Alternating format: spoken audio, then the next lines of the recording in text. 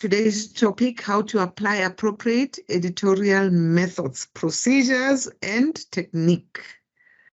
We discussed a lot about writing. Why is it important yesterday? What is public relations? In short, they say PR. Public relations is the practice of managing and disseminating such as business, or what is the meaning of the word public? The meaning of the word public and the meaning of the word relations.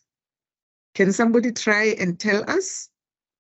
What does public mean? Public essentially means that it is within the jurisdiction of everyone, regardless of social background or economic standing.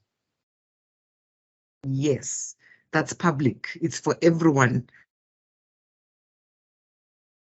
Everyone to see or to hear or to use something, anything that is public, it's open there. Anyone? Relations?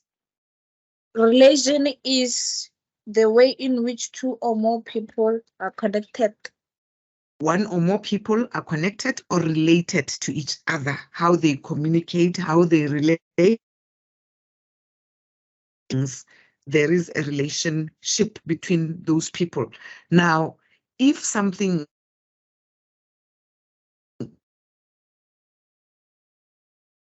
it's open for each and every person to share and to use it. Okay.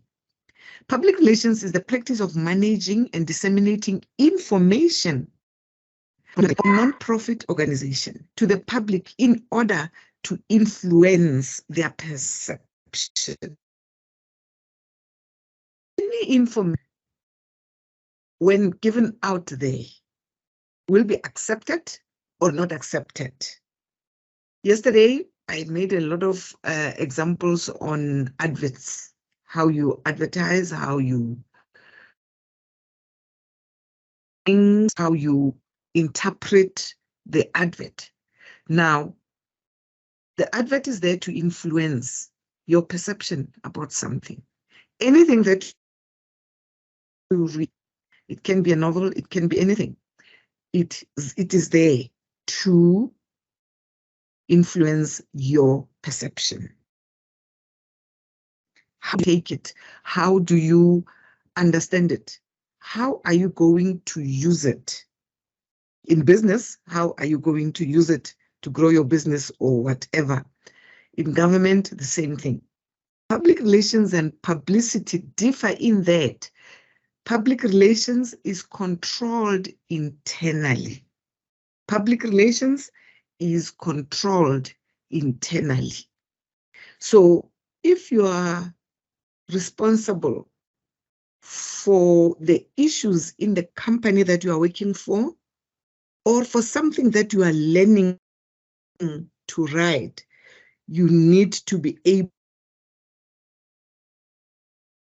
yourself to be controlled internally. If you are a student and you are studying, you want to publish an article academically, you've got to allow yourself to be controlled by the internal of the university or the college you are under.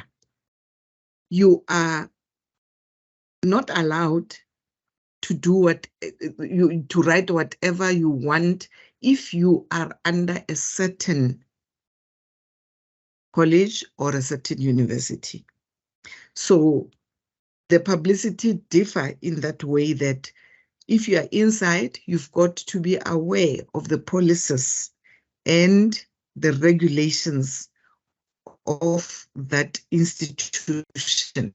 I'm citing an example of when you write your mini thesis in your master's, you have to all the policies of any college or any university you are under. Whereas publicity is not controlled and contributed by external parties.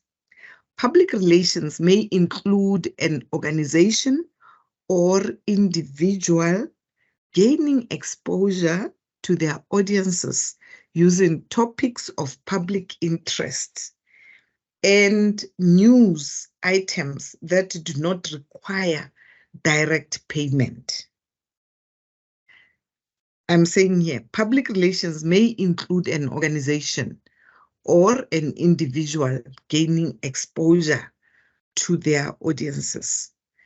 If you want to advertise something because or you work for a certain company, so this is going to take you to be exposed to the audience that this company is advertising for, using topics of public interest and news items that do not require direct payment. Now, when you do that, when you become a PR for the public, where you don't want to be tied down by rules and regulations, policies, and many, many other things, you just have to be aware that what you can do to gain exposure is to start writing about will attract your audience, the topics that are of interest. The example that I gave yesterday, that is the topic that will be of interest, talking about littering, talking about water shortage, talking about quite a lot of things that you can talk the public. So you expose yourself by so doing. And in some instances, don't expect payment because you want to gain exposure. You know, most people who are really passionate about what they want to do, they start by saying, even if I'm not paid, please give me the chance to do this. Then they start exposing themselves. They start now giving themselves time to be heard, giving themselves time to be seen and be known. So it usually takes somebody's passion, as I mentioned yesterday, that everything that you do is for a purpose and passion will take place. If you have a purpose, then you've got passion and they will borrow your need and what you want. The exposure is mostly media-based, and this differentiates advertising as a form of marketing communications. Public relations aims to create for clients for free, also known as earned media, rather than paying for marketing or advertising, also known as paid media. But in the early 21st century, advertising is also a part of broader PR activities that you will be doing, maybe thinking that you'll be paid. Sometimes they don't pay you for that, especially if you work at a company. You take the role of a public relations officer. You advertise something on behalf of your company, and that is not a marketing that is going to pay you. You just market your products because you want exposure, or you want your. So roles are different. In this class, there are different people. There are many, many people who'd love to do things and who would always want to see if they can check on stuff like that. But remember, if you are a marketing advertiser or you are in marketing communications, and you take that as a profession, you have to be qualified. Starting with communications, you can study communications and aim to be working in publications. Then you say you choose to be a marketing one. You are able to can write your products, marketing them, making people looking at your products, making people to be interested before they are advertised. Then the next step will be advertising those products. Because now you are a public relations student. Now you have to continue with what you are doing. You come to a stage where you have to do your editorial work. Editorial work is meant to influence the public opinion, promote critical thinking, and sometimes cause people to take action on an issue. In a narrated news story, the opinions of a writer delivered in a professional manner. People give opinions, like we hear all the time about the social media. Somebody will write something on social media about whatever or about themselves. And then from there, we have people who are not qualified or professional editors about that issue. They edit the statement that you have written in your Facebook page, and then they give their own opinion. This is what I editorial work. It is somebody's opinion, the opinion from someone because they read the story about something. But in an editorial work, now you do that in a professional manner. And you can do that only in a professional manner if you understand English, if you know how to use the language, if you know that you are not going to be biased. You give your opinion freely and openly based on what you have read. You are not going to bring your opinion and at the same time tell the reader that you think this. It's your opinion, and you are not going to start by saying, I think what you are saying, you are going to put it in a professional manner, that the story or the paragraph that I've just read, I understand it to be this way. You know, you look at the passage or the paragraph or the article that you have read, then you try to analyze, you penetrate it, you look into it in different, because you want to to write down your opinion in a very professional manner. Even if you want to criticize the piece of work, you have to criticize it in a professional manner.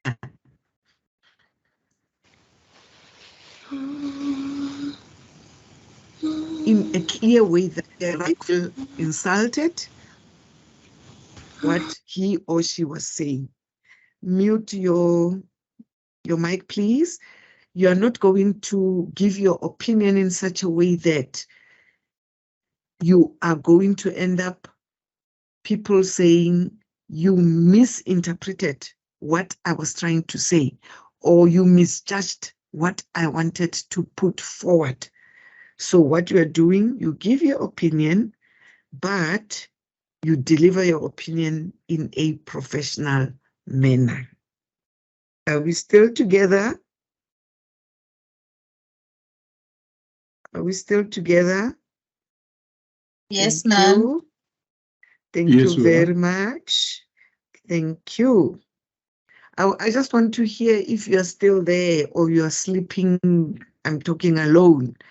So I'll keep on checking if I'm not talking alone. Then we go to essential writing tips for a professional. Writing tip. What is the meaning of essential? Unmute your mic and just talk, please. What does essential mean? Essential means that it is very important to whatever it is you're doing. Very important. Any other explanation of essential? Thank you. Thank you, It's Mkhatha. absolutely necessary. Absolutely necessary, yes. It is necessary that it should be done. It's important. Thank you very much, Musidisi. So it's essential, it's important, it's absolutely necessary, meaning that you cannot say you are not going to do it. It's necessary. It's important that you do it. The writing tips for a public relations professional. Number one, pay attention to your audience. Always tailor your work to appeal to your specific target audience. I think we spoke a lot about this yesterday, that you should understand your audience at all times.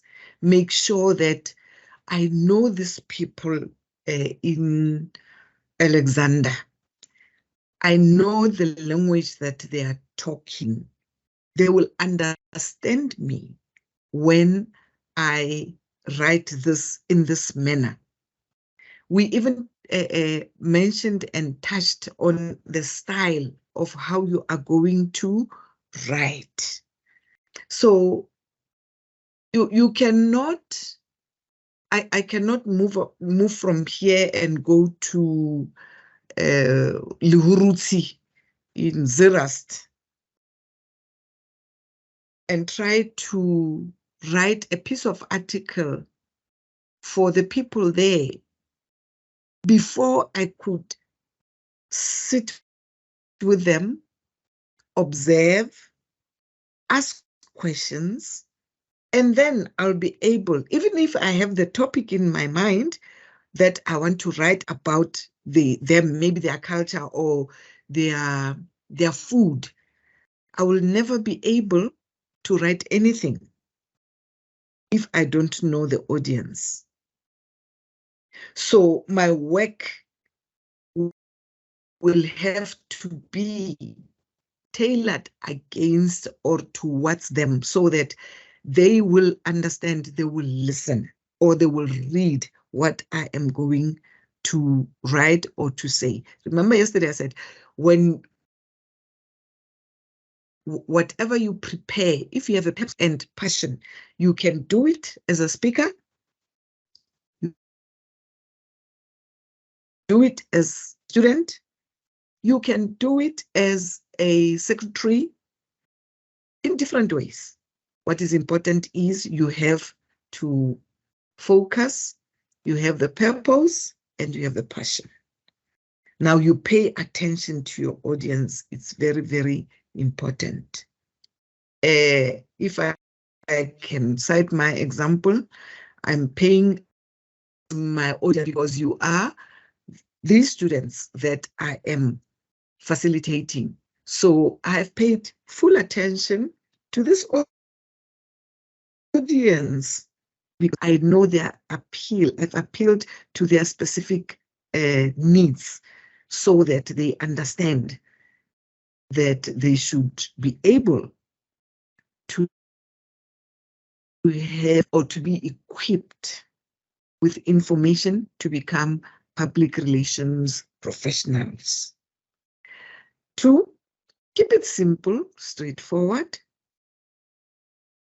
and it is an essential aspect of public relations. Stay away from wordy.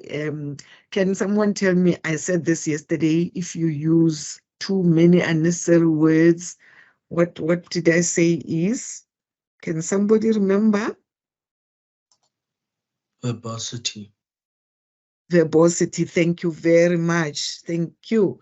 Yes. So if you are using too many unnecessary words, you are going to irritate the reader or the listener. Now stay away from those unnecessary words. Go to the point and be straightforward and simple. You don't have to write like you are talking to someone who is far from Gauteng. If you want to give a person directions from Gauteng to Durban, then the simplest way you can even just say, okay, let me show you the map. Then it's straightforward. Then it's there. That's what you should do. Number 3, include facts and stats. Statistics gives you credibility and prove that you know what you are doing. Now, plus it's not worth it to talk or to write about anything that is not factual. When you are a PR, you want to write as a research and come out with facts. If you want to write the stats on accidents, let's take accidents that they happen frequently in our country. You want to tell us about people who are dying on day, or when people are excited about something, or when natural disasters happen. You're a statistician now, you want to give facts about accidents. You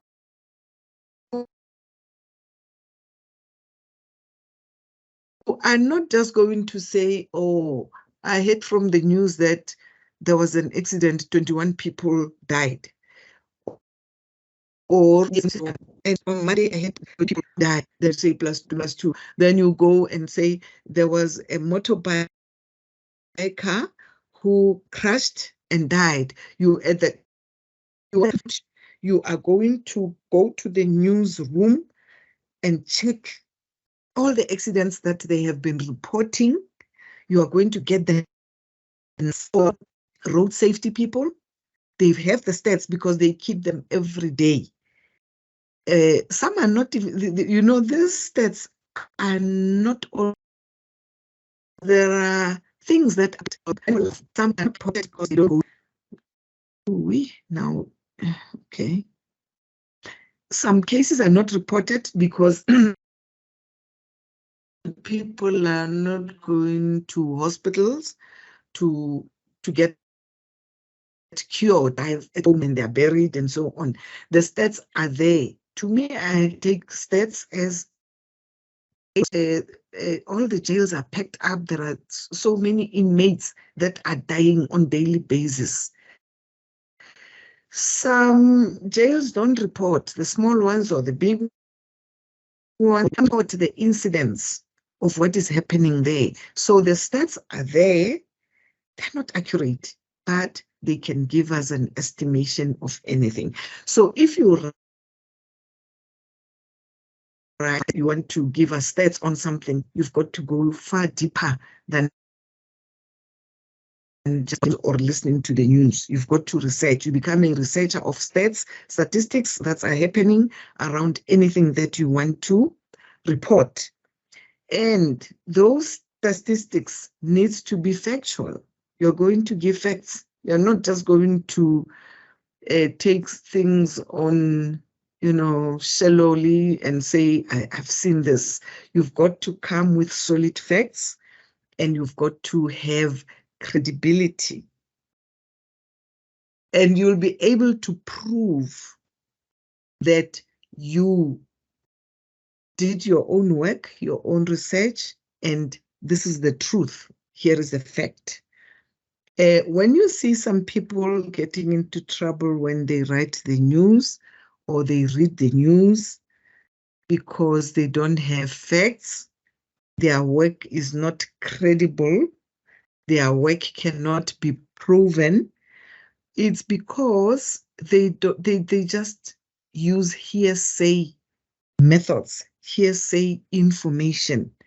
And just know that hearsay information is very dangerous, very, very dangerous, because hearsay, that's when people are giving their own opinions on something and you write about it as if it's the truth, only to find that it's hearsay, and hearsay doesn't have a face, and hearsay doesn't have a place, hearsay doesn't have a facts where hearsay did get this. They always say, I heard that they say there's Barry and there is no Barry. And say it's very dangerous. Be careful when you write anything, same as when you research. As an academic, be careful not to find yourself writing things that are not there, writing things that are not to be used. So you'll end up being in trouble. Afraid. This is where most of the students are penalized in essays when writing because they didn't proofread. You edit your own work. To be safe, as a writer in the making, or you are still new in writing, you need to read your work. You write a paragraph, you know what is it that you want to write about, right? Then you write one paragraph, you read it through. You go through that paragraph, you check if everything is in order. Before you even take it to the systems that are there that can help you to edit your work, you do it yourself first, because some of the systems, I once mentioned that the systems are different. English from England, English from America, English from Australia. So it depends what you use in your at your institution. What do you want? How do you want your script to look like? So you have to proofread all the time. If you don't proofread, you'll find that you have written something that you didn't want to write about. An example, there are these new phones, the smartphones, they have this system of helping you to construct your sentences. If you don't proofread, you'll find that you have sent a message that you don't even know what you were saying there because you didn't proofread. The phone helped you. It added some words that you didn't want to use, and now the message lose its meaning. If you don't proofread, you will find that you have chosen a topic, and this topic of yours is not the same with your first paragraph because you didn't proofread. You thought you are writing the right things that you have in your mind, only to find that you are far from that. So proofreading is very, very important. Another thing that you can do with proofreading, you can give your friend, your partner, whoever, just to say, I'm writing about the essential writing tips. Please check this paragraph, my introduction. Ask someone to proofread for you, to read, to make sure that it makes sense, so that when you continue, you don't go far from what you want to write. Times, your topic is this. When I read the topic, I'm excited.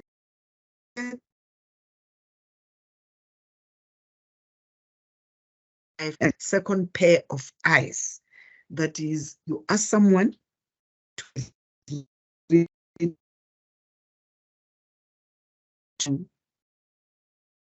mark your work and criticize you positively, of course, to criticize what you are trying to say, to criticize your thinking in a very positive way, so that when you continue, you know that at least I've asked one or two people to check if what I'm going to write will be okay. Editorials are a staple of traditional publications, and their relevance continues even as more and more publications as their primary format. Yes. Right now, when people write, everything is digital. Even Bibles are digital. Everything is written on digitally.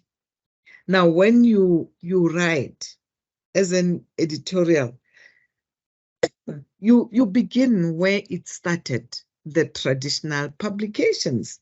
There is no way that you are just going to take your computer, sit down and start writing and think that you know what you are doing. You start with your basis. Your basics, you start there. Your basics, the basics. Then when you know your basics, you start there and you'll be able to change what we have written traditionally, the way it's supposed to be. You have applied all the 5 tips that I've just set up there. Then you can say, this document is correct now. I can convert it to have it digitally. Then that's where you are going to say, wow, now I'm a proper public relations editorial. You come up with publications that are interesting, attractive. You didn't just scrape them somewhere in your mind. They are factual. Thank you. I'm still continuing with tips for editorials. Share your knowledge. When you share your knowledge, journalists, as educated, informed citizens, can benefit from this reminder too. The knowledge gained through reporting is a gift and should be shared through platforms like editorials, says Douglas. You cannot just be a good journalist if you are not educated. Educated on what? Because for the fact that you can read and write, you have gone through college or university, you passed matric, you are, as a journalist, you are supposed to be educated on something, to be educated in the field that you want to write about. If you are not glued in the field, you are not educated in the field that you want to report on, you are just using, as I said, hearsay or information that you heard about or somebody wrote about it, then you are going to lose audience. But if you are gifted and you feel you want to share your work, you do that. You share your knowledge. You give your knowledge to other people. It's very important that you share your knowledge. There's no way that you're going to know about something and you don't share. Look at what research do for health people, doctors. They sit for hours and hours researching something about a certain disease. They research, they check, they conduct the the trials. They want to know if what they are thinking after reading, they want to know that their thinking is correct. Then they start writing. But they don't only write, they will refer to their research, they will refer to what they have found out when they were doing their trials, either with the animals. It's not always when they do the trials, they start with people. They normally use animals to see if what they are trying to help people with in this type of disease can help. So they only share their knowledge after thorough investigation, after thorough research, after thorough trials. So if I share my research or I share my knowledge, I share my knowledge with people, the knowledge that I have, it's the educational knowledge. It's about writing, it's about speaking, it's about thinking and so on. I just share my knowledge of that so that other people can also use my knowledge and think along those lines. Number 2, gather multiple perspectives. Reading and international reporting to ensure that you are aware of all perspectives. Listen to and acknowledge the opposition.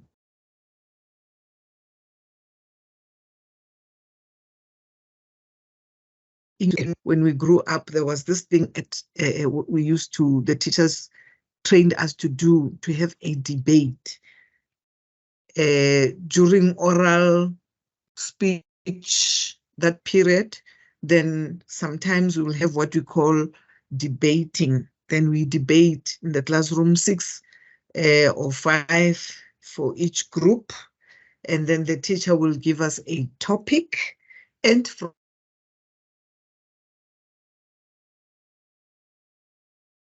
that topic, the group will say we agree with the topic, and the B group will say we disagree with the topic. But now they are not just going to say the common one that they used to start with, a sword is mightier than words.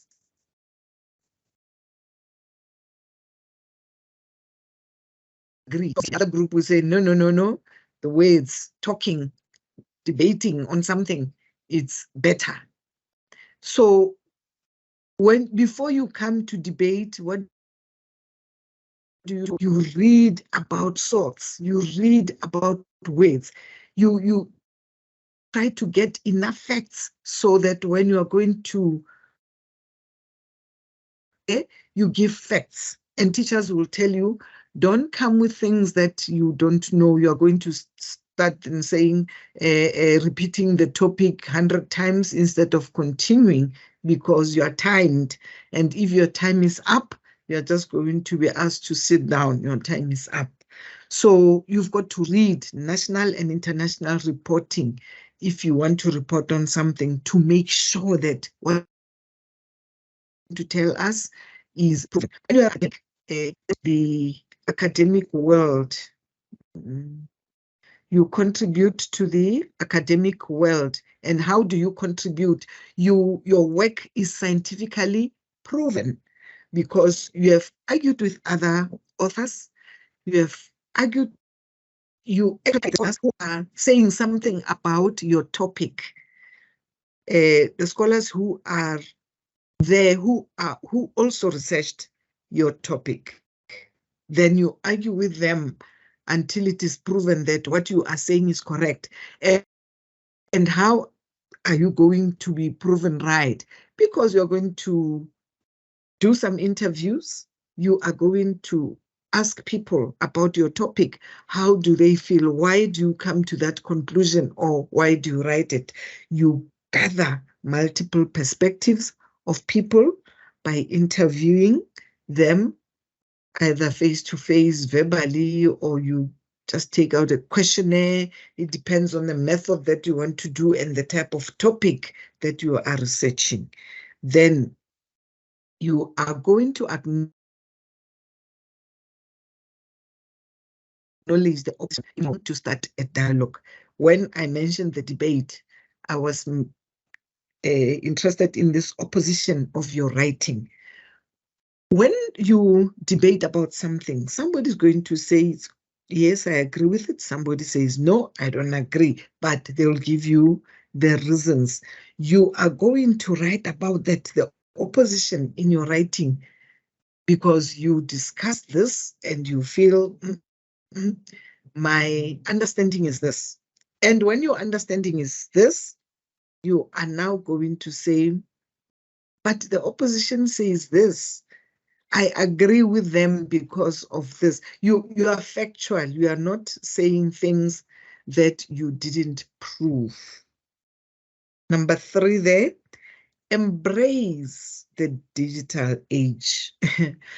Journalists use social media as a reporting tool, especially older reporters who might be less familiar with the medium.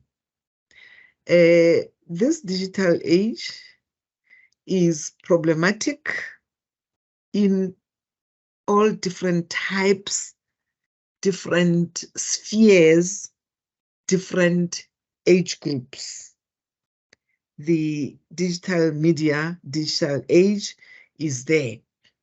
You know, nowadays there are people who call themselves born before computers. They call themselves BBCs.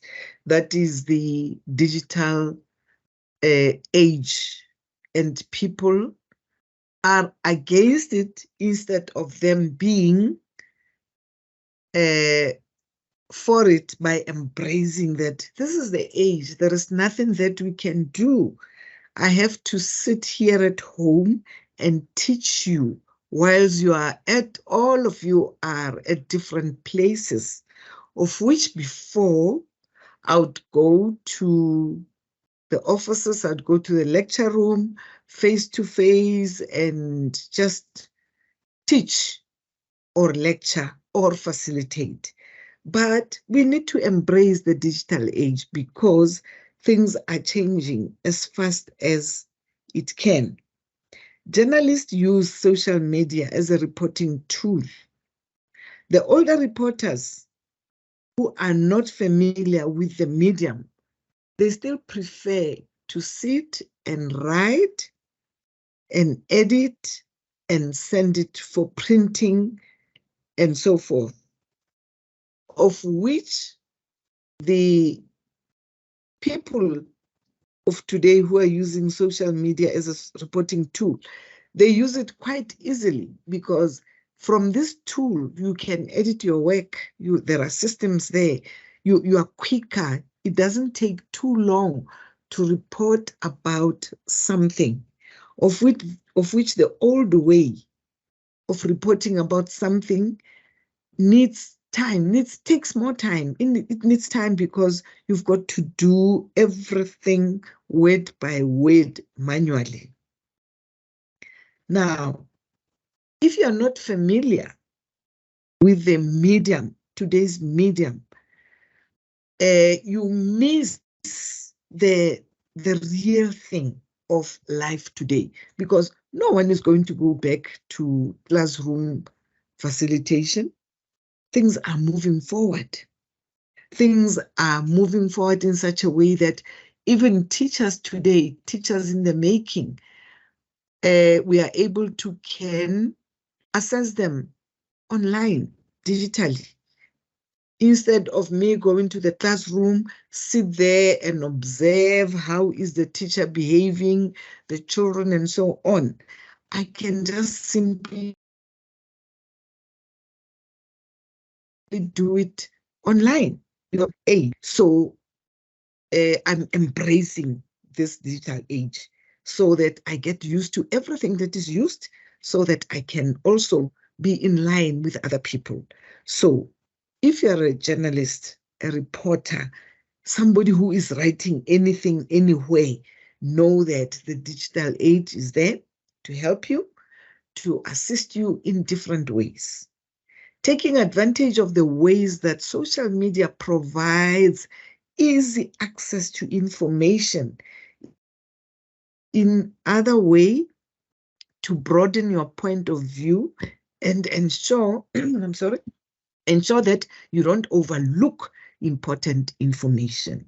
I've given you the example of the phone that you use when you write. You use this phone, and this phone is busy suggesting words for you. And if you don't proofread your work, if you don't check, edit your work, you're going to find yourself sending a message that is different from what you were thinking. Now, when you write, much as you have applied the knowledge and reporting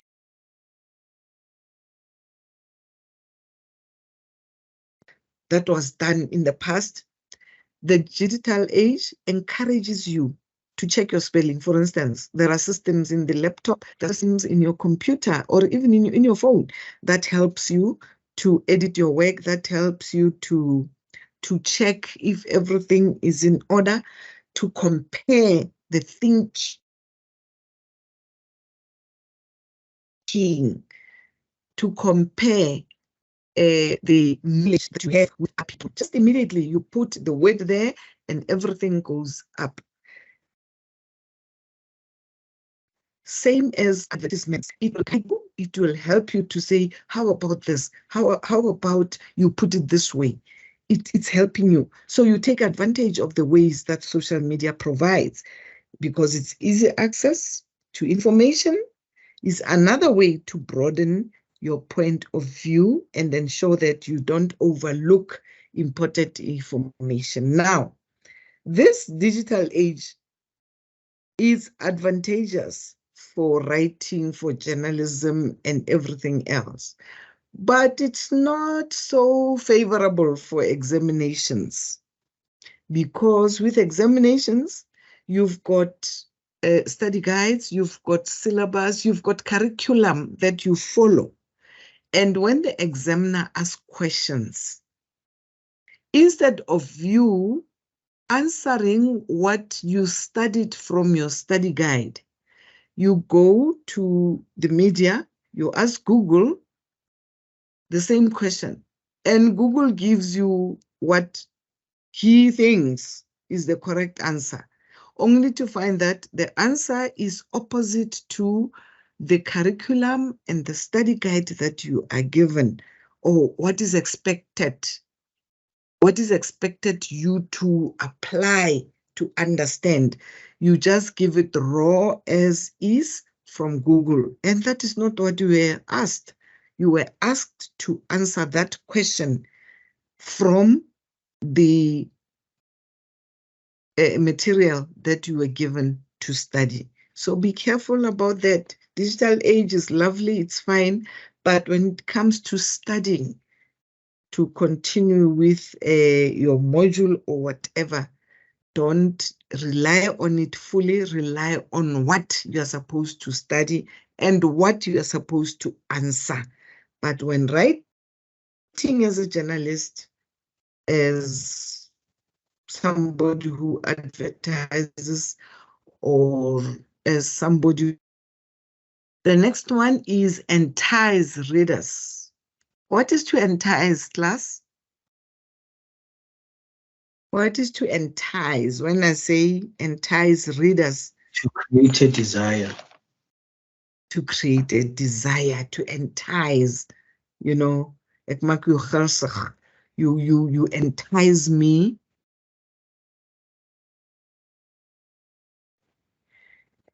Some people use dangling the carrot as, and dangling the carrot, you make sure that people want to check what is behind this carrot, or what is it. So though the rules have changed, enticing the reader has always, including a headline and opening that draws in readers. compelling writing is also important. You know, your writing in such a way that I'm enticed as a reader. I want to continue. I think I explained this yesterday. A lot. To have the introduction or the topic that makes me, the reader, to say, yo, let me check this out. Something is coming out of this topic. Or you see a book at a bookshelf, you see a book that has got a title that says, just look at me, read me. Then you are going to read the cover. You know, the summary of the book or the summary of the summary of the novel.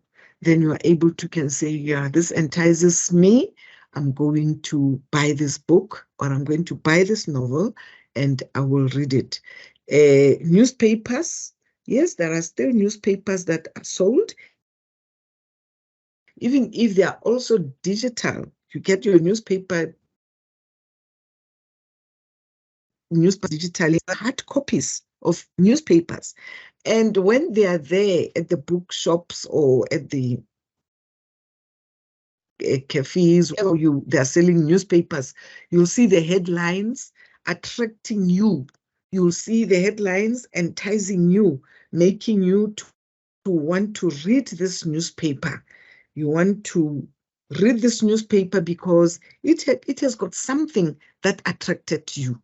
And then for that reason, you buy the newspaper because of the headlines. You buy the newspaper and you are going to read it and understand what that is all about.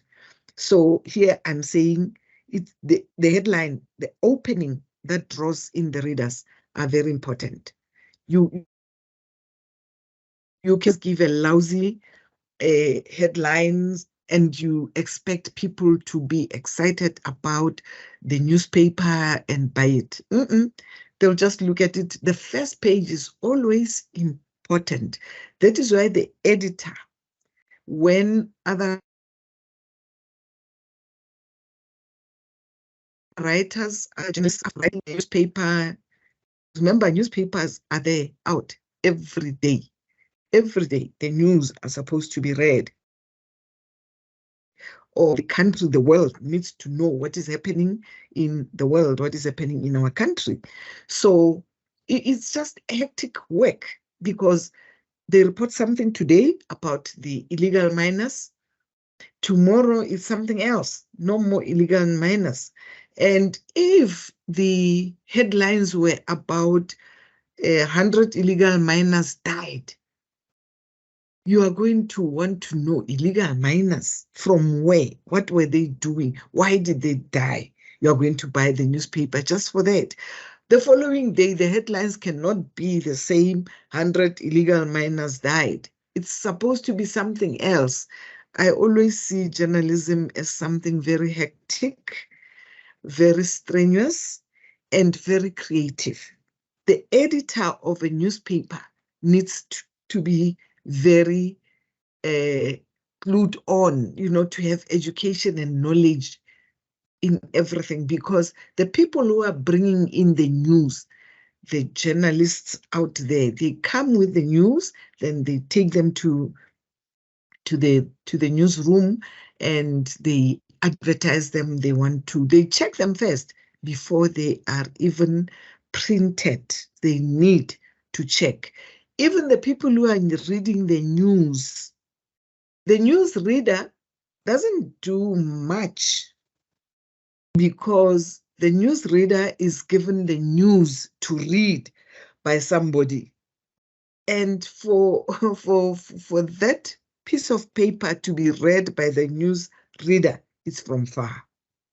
100 miners died. That's what the news reader will see and start reading the script that she or he has been given. And the news reader needs to know.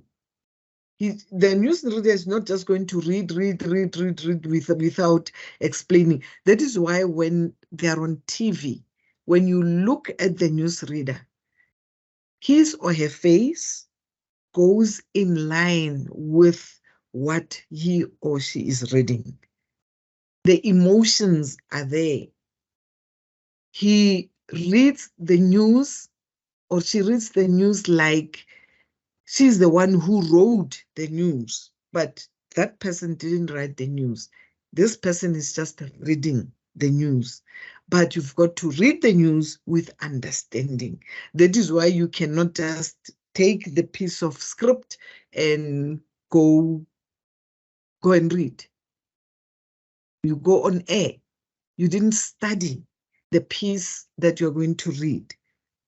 Hence, you're supposed to start. Remember when we were doing ethical things, you've got to be there earlier so that you check, you understand what you're going to read.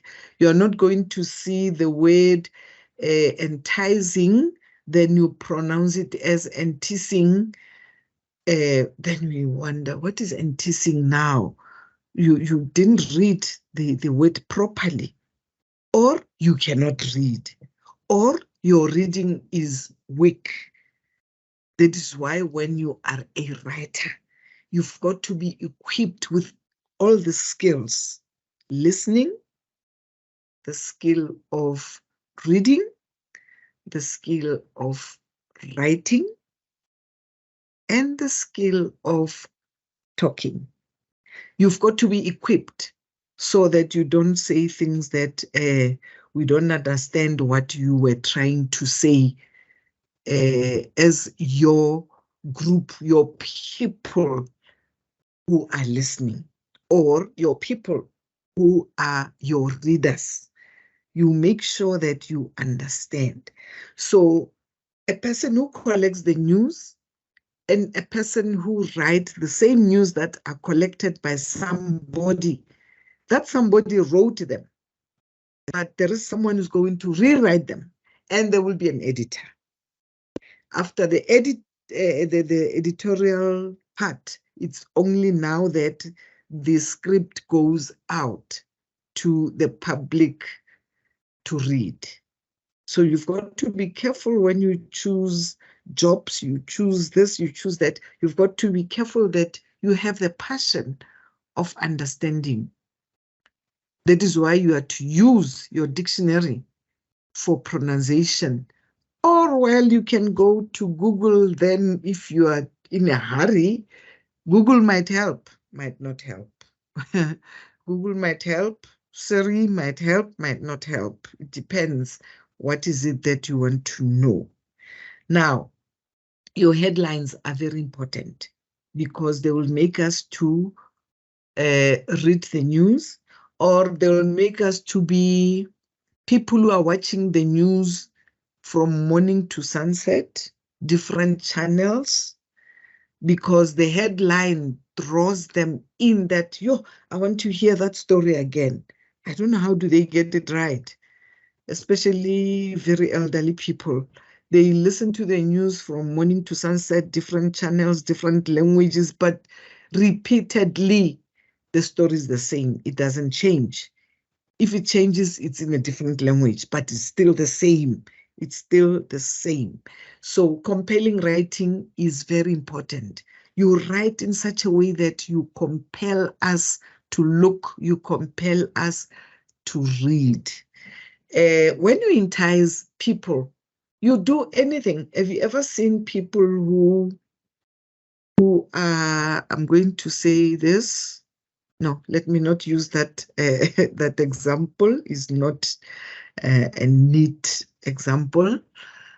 People who goes to the stadium to watch football, there is always this person who is dressed differently, who is the center of attraction for a certain club. This person will dress up in such a way that there's no way that we are not going to look. So the appearance of this person is compelling the other spectators to look at her or him. The way he walks or she walks, the way she's screaming or he's screaming, but the dressing, the dress code is the one that attracts everyone. All eyes goes to this person. So when I say compelling writing is very important, I'm talking about such things that you've got to compare. If you're a graphic designer, you are using graphics, you've got to start with the graphics that will make us look and check out what is it that you are advertising, so that your audience is happy and satisfied with your work. Remove the fluff. Add something of value to be noticed and do it clearly. Focus on delivering new information and new perspective on the public discussion. You know, if you want to tell us about an accident, I've been making an example of accident. Focus on the accident. Don't tell us that you are coming from Magaliesberg, you are going to visit your aunt in Gaborone, Botswana, and as you were driving, you were approaching this road, you were busy thinking about your grandmother who gave you such a beautiful, beautiful dugu to wear when you get there. Those are fluffs. You are telling us things that we don't need. There is no value in the whole paragraph that you have written describing your trip from there to there and the gifts that you are giving. That is nothing. It's what we call the fluffs. There's fluff all over your work, and by the time you get to the accident, we are tired. We don't even read your story. That is why you'll hear people saying, you know, my script didn't go well because I sent it to these people to read. They just ignored me. You know, the fluffs, I always listen to people, musicians, people who are singing. Do you know that those people are also public relations writers? They start writing a song. They have this message in their head, or where they get them, I don't know, from reading or from thinking. They have this message that they want to send to people by song.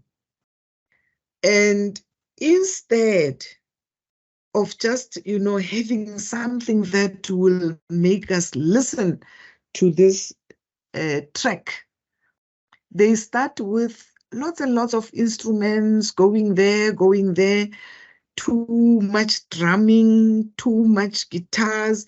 The person is not there yet until somewhere after 3-5 minutes, then, or 5 seconds, then this person starts coming and comes with a lousy voice. Oh, who's got time to listen to that? Already by the time the voice comes, you know, you lost interest of this new song that you wanted to listen to. You have lost interest. There's too much fluff in what this person is trying to bring forth. So you've got to remove that as a writer, as a journalist. The same way, if you are a comedian, you've got to attract us to start laughing from just when you open your mouth. You've got, because you have written your script, or even if you didn't write it, but you've got your focus. You know you're going to focus to make these people laugh. And this is how you start. But if we listen to you for 5 minutes and you are telling a story, there's no laughter, you are far from being a comedian, because comedians are there to make people laugh. They are entertainers, to make people laugh. Same as musicians. Musicians are there to make people enjoy music, the lyrics of the music. But the too much fluffiness will make you lose your audience, even whether you're a musician or you are a comedian, entertainer, or whatever. So, reach your target audience. Do not expect fanfare for your pieces and may be discouraged by the engagement, but you should stay patient for your ideas to take root when they fall into the right hands. Okay? Target audience, I spoke about it earlier, that you've got to try by all means to know who are you writing for or to. You cannot go to Xerox, that's the example I gave, that you cannot go and write a piece of story that happened in Gauteng and you expect people in Xerox to read it, you know, with vigor, thinking that you will get that. No, it doesn't happen that way, because you're just going to be encouraged. Wrong audience, wrong timing, wrong placement. You are not at the right place at the right time for your work to be seen and to be acknowledged. So you must always make sure that you reach your target audience. If you write a piece of article and you say, with this article, I want all nurses to understand that it is good to wear white clothes if you are a nurse or not. So you choose a topic that is going to be interesting in the health sector if you are a health person. You choose a topic that is going to be attractive to the health people, and you are going to write about it, and your audience will be there to engage with you, not to be discouraged. Do you think the topic that I chose yesterday of the taxi rank litter will be accepted when I write a piece and put it there, up there in somewhere in the billboard of the taxi rank? Do you think it will be accepted easily? No, it's not. Because they're going to think that, oh, this one is targeting us, targeting our place, discouraging people to come to taxi ranks. It's going to be something that they all interpret in different ways. So I've got to have a way, if I really want to write a piece of article about that, I've got to have a way, a decent way of enticing them to read that piece of paper so that they can improve. By the way, when you write, you want people to learn, you want people to be educated, you want people to be aware of anything that you want to bring forth. So you've got to reach your audience in such a way that you planned. That is why I say each and every writer is a researcher. There is no way that you're going to write about something before you can research, before you can see how it's going to go. When you are at home, you plan your lunch. Your audience is your family, or your audience is yourself. If you're cooking for yourself, your audience is yourself. And now, what is it that you want to cook? You want to cook lunch? What type of lunch? Light lunch, heavy lunch, decent lunch, whatever. That's where you plan. And you target what? You target the hunger. So you just do that and find yourself doing the right thing. Any question or remark before I move on? I'm about to finish the tips. Anyone? Anyone there? No, ma'am. No one. Thank you. Thank you very much. Consider the big picture. Despite all the changes in the digital age, strong editorial writing will endure. Editorial writing is one of the most important parts of a newspaper because he considers sharing journalist knowledge from an institutional voice is important for our democracy. We have different institutions that are represented by voices of different people. And those voices go out to us, the readers, the listeners, all those people.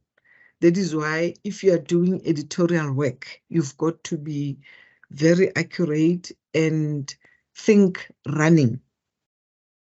Because if the journalists are coming there with information and you don't look at it properly, it might end up misrepresenting your company because the knowledge will be tattered, the knowledge will be confusing, and you as an editor, you didn't do your editorial writing properly, you leave it to go out without checking, and you'll be in trouble.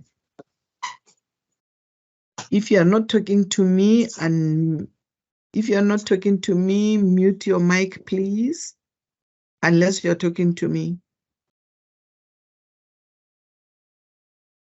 Just start writing. When writing editorials, just start writing your thoughts. Write until you are tired. Then look 1/3 of the way through your piece and you'll find your point. I hope you understand that one. That when you want to write about something, whether it is an ordinary essay or is something that you want to research or something that you want to make us aware of, that's what you should do. It's in your mind. It's in your thoughts. So you just write about what you are thinking, continue writing, because at that time, you're not writing because you are ready to advertise or to publicize what you are writing. You are just writing to put down your thoughts. Then after that, it's then that you will know what is it that you are writing and why are you writing. But your thoughts are on paper. The other time I said there are different ways of using writing. You can write your thoughts because you're sad. You can write your thoughts, put down your thoughts because you're angry. You can put down your thoughts because you are disturbed. There are many ways. So if that thought comes, what you do is you just put them down until you say, oh, okay, let me read now and see how far have I gone. Then you are satisfied. If you are not a writer, that is the time you will know that this is not my, I have the passion, but I don't have the purpose. So if you don't have those two, that's the time when you try to write everything, put your thoughts down. That's the time you'll see that, no, this is not, I thought I can do this, but I realized that this is not for me. There are people who can do this better than myself. So that's the time that you evaluate yourself if you want to continue with it or not. And then kill your darlings, letting go of the words and phrases that you were dying to see in print. Try erasing those and see if your writing is better without it. more often than not. Earlier, I wanted to give an example of something. Then I said, no, I'm not going to use that example. I used the example of a person at a football stadium. These are the darlings we are talking about, that I was eager to make an example that when I look at it quickly, I realize that no, this example of mine is going to be, it's not going to be correct, or you might interpret it otherwise. So let me not use it and use a common one, so it is clear. Now, you remove those things that you want to, you are aware that you like that this word must come out, man, this sentence must just be there. But when you look at it again, you realize that it's going to be misinterpreted, or it's going to disturb other people's emotions, or it's not going to go well with the people who will be reading your audience, because you know your audience. You will check if the audience will understand what you are saying. So you remove that. You remove all these little darlings that you want to use to be braggy about your writing, or to say, I want them to entice them by using this word, only to find that they interpret it as an insult, or only to find that they don't even understand what you are saying. You are using slang that is not used. So when you write, you remove such things because they will disturb your writing. Engage your audience. You must share your editorial and ask readers if they have any questions, comments, or corrections. Now, my audience is quiet right now. I don't hear them. I don't hear them saying anything. So it's like I'm not engaging my audience, asking questions, comments, or corrections. Journalism is all about building a better community and improving it somehow. The benefits of digital news is that it allows you to do it in real time through audience engagement.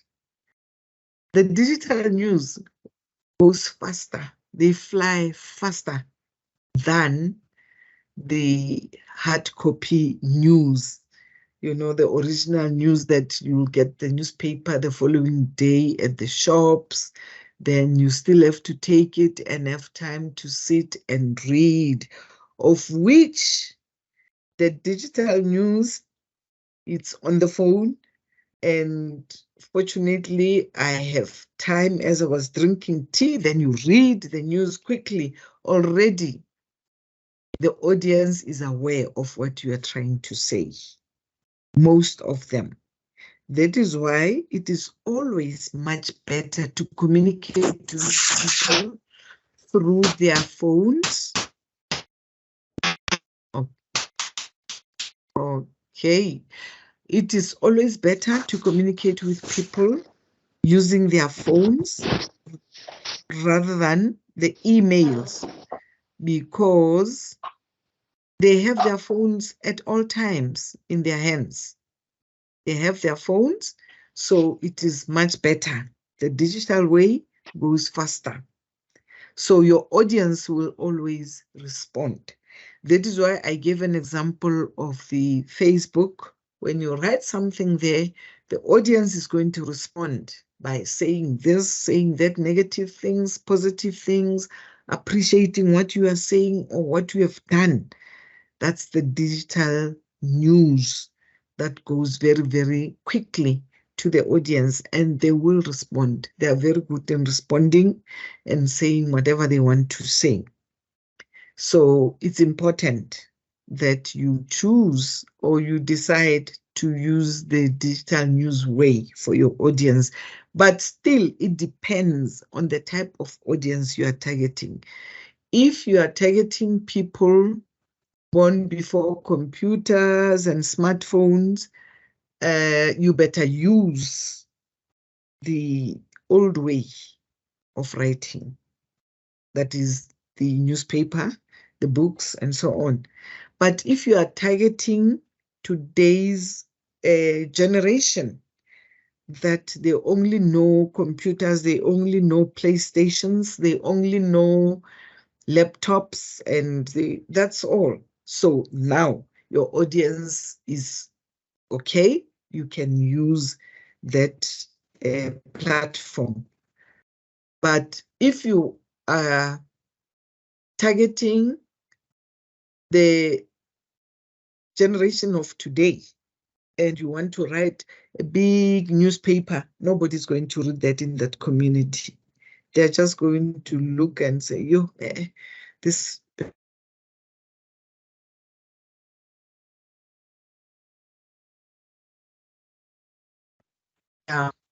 Be creative to succeed through creative editorials. That is make a bold statement.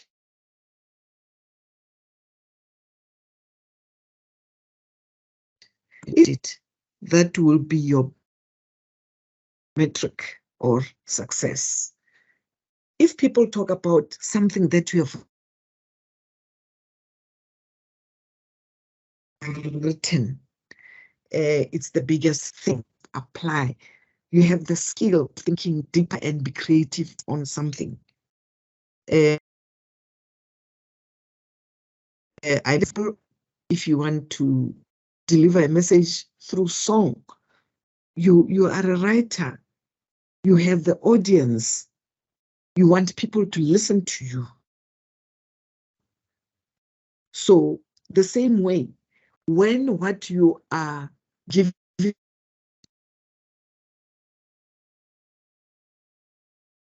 is correct, the lyrics are fine, we are all taken about this new song of yours, then you may be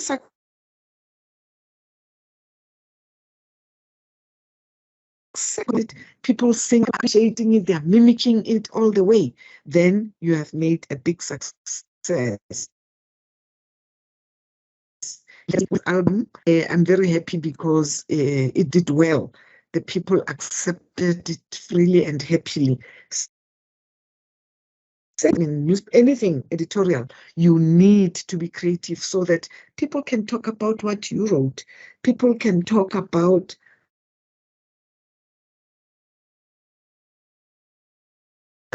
if they cannot do that, then it means your writing was flat. Your writing did not entice anyone. Your writing didn't come where people can, talk about it continuously and forever. Remember the bottom line. This pieces are the one way to build an audience. Publications need to generate revenue to float. I added this line to say publications, editorial work, it's to stay afloat. If you choose to be a professional public relations, you must know that if your work is not sold or it's not attractive to going to kill your company. Say you are being employed at this company, they expect you to write in such a way that their revenue grows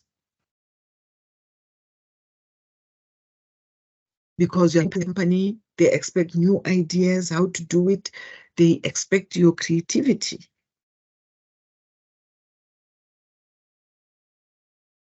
To generate that revenue, you must always have eye-catching pieces or one way to build an audience. We've loads of radio stations, ladies and gentlemen. What do you think radio stations are doing. What are they doing? Because they are alive, they are there.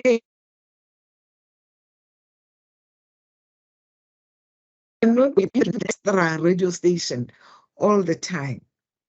What do you think they are doing? Because we are in the same country, but we have so many radio stations.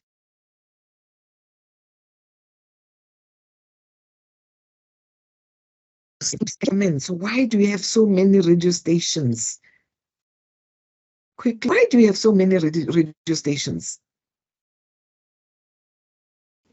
I would say the reason why so many radio stations exist is because different people would want to listen to different things, and no one radio station could I cover lost you there. everything. Hello, can you hear me? I didn't. You've been cutting. Okay, I hear I'm you, trying but to I didn't say. get your. Okay, so here's what I said. The reason why there are so many radio stations in South Africa is because different people across the nation would listen to. Rabaji, I don't know. It's because different people. People are subjective in that they want to listen to different things on the radio, and no singular radio station can cover everything that they would want to listen to. Some people want to listen to politics, others just want to listen to music, and some people want to listen to different musics of different languages, like Afrikaans or Sepedi. So that is my reasoning as to why there are so many radio stations. It's because different people will want to listen to different things, and no singular radio station can cover every single thing that people would want to listen to at the same time. Yeah, I lost you totally, completely now. But that the audience is always different for a different radio station. The audience is always different. Radio station. That is why we have different ones. Even the music genres are different. Or in Afrikaans, some cannot listen to music, gospel specializes on that. That is why there are so many, because they have audience. But you'll find that the same audience from to the other for different reasons. They move from one station, they support this one station, they support the other station because of the good music that they are playing. How to design a process that it's relatively easy to create are a non-person team. You know the type of content you want to write, your editorial tone, and have a clear sense of expectations. You write to the people. If you are alone, one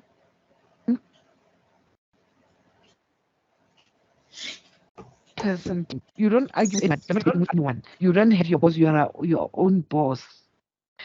You are your own boss, and you know because it's in your head, it's in your mind. You have put it down. Your editorial tone. I spoke about tone yesterday, and the tone of how you write, how you talk to people is very important.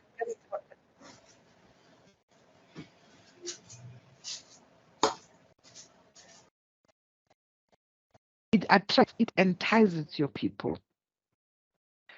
It gets harder to ensure that all content is up to the same high standard as your content.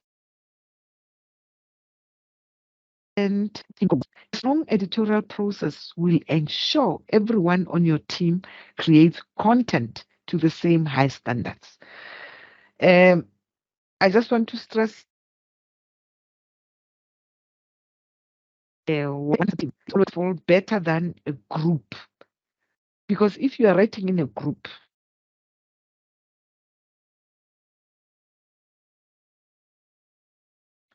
Some people don't understand the language the same way you do. So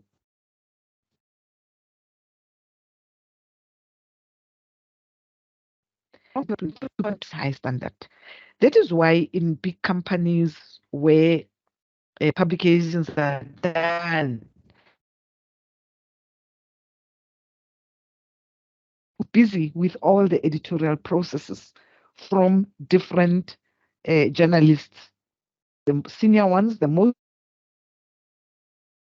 senior, and those who are just there to go and learn. This person must be able to pick up this, a newspaper or this news house to that high standard. So everyone must come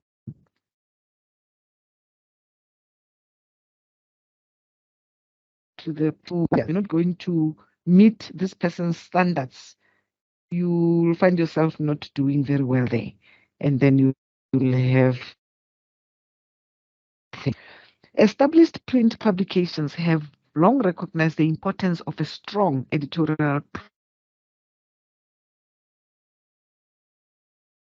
junior editors, senior editors, and style guides to ensure the quality of their content. They have all these people to make sure is enticing. The newspaper brings revenue, that is, it's sold. The newspaper is attractive. You said wrong things about me, I'm taking you to court. So that is why they have several make sure that the style of the paper is unique, is that style. The style of the newspaper, A, cannot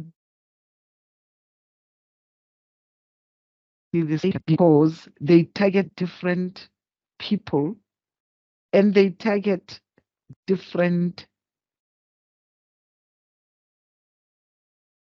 We can talk about the same thing. My example, 100 miners were killed. 100 illegal miners killed.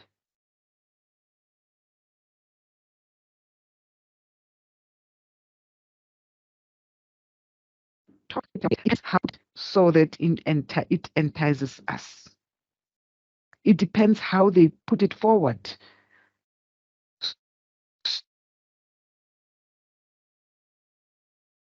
So in different ways by different people, different style, and different quality of their content. There are people who I used to be a very strong Sunday Times reader, delivered every Sunday so that I can go through. And because of the style, how they wrote and so on, the way they enticed me. Your company might not have this structure, which is a problem. If they don't have the structure of writing, then the editorial work, and if you are a junior person on this editorial work, you will get lost. Look at this. Look at the 7 elements of the editorial process. Oh, I forgot to acknowledge where I got this, but anyway, it's there. 7 elements of the process. Ne? Define your brand voice. Now, as I said, catching up your audience, you can be a musician, you can be a comedian, you can be an entertainer, you can be a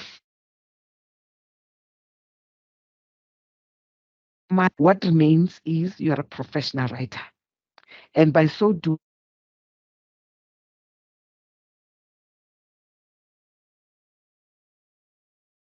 the voice that you are portraying, the voice that you are using to have people looking or listening to you, your brand must be there. By the way, when we talk about brand, what is it that we're talking about? What is a brand? What is a brand? Brand? A brand is a man-made Yes. it's a man-made company or organization or just creator of a product or service that seeks to make money off of the public.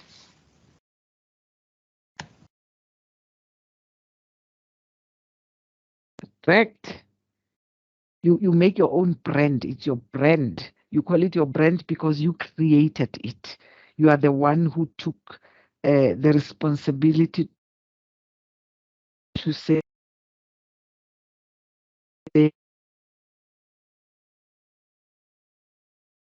I'm going to design, and call them Nike. You give it a name, and for you to keep this brand, you need brand is taken seriously. You improve it. You make it the best.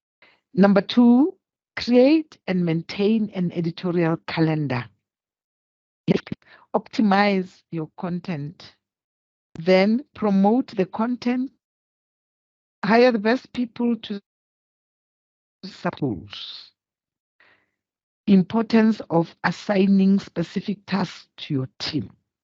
So if you are in a space, you need to have these basics, this common main editorial process. You succeed in what you are writing. This is not a but it can also be applied in academic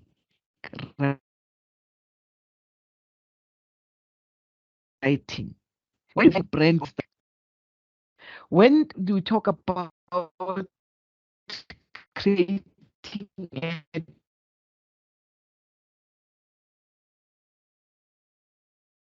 the toolkit is the method, how I'm going to go to study and so on. And then you come with and maintain an editorial calendar. In academics, you cannot start writing your thesis without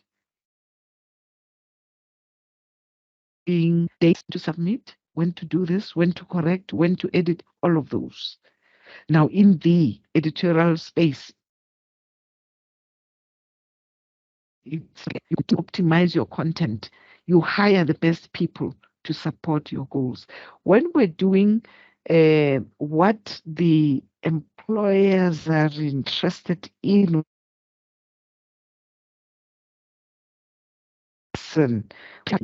all types of thinking that an employer can look for. You so the interview, you put your story on the table, then they know that no, this one can be a good, even if this person lacks 1, 2, 3, we can always, you've got things, know your style, you know you can come up with a style, you can be creative, you that in the process of editorial work. The role of writing. Public relation professionals are responsible for developing communication materials intended to influence the attitudes and behavior of key publics, right? Many employers require candidates for public relations positions complete a writing test and provide a writing sample to demonstrate proficiency in proficient in language. You are proficient in writing. You are proficient in reading. You are proficient in analyzing. Dr. Sipeka? Dr. Specker? I'm here, ma'am. Yeah, you're I'm here, ma'am. breaking. You're I'm breaking. breaking because it's kicking me out. I'm left with few slides. I Mm, will go through them quickly. I'm back now, ma'am. okay. Can you hear me, ma'am? Yes, I can hear you Can you now, hear me? but yeah, you're quiet for some few minutes. Okay. Yes. I keep on breaking because it closes me out. Let me finish few slides and see my time is also almost up. And I hope the students are aware that me somewhere when I was cut off. Therefore, it is critical to understand how to craft effective messages. The responsibilities oversee a wide range of communication activities that may include increased brand visibilities and awareness, planning events, help a brand integrity and reputation. I hope you have seen this one, my last slide. Some of them deal with crisis communication and help to salvage a brand's integrity and reputation during negative events. When there are floods, accidents, all those are negative events, but there are also positive events like sports and so on. Thank you very much, class. Have a good evening. It's like it's raining outside.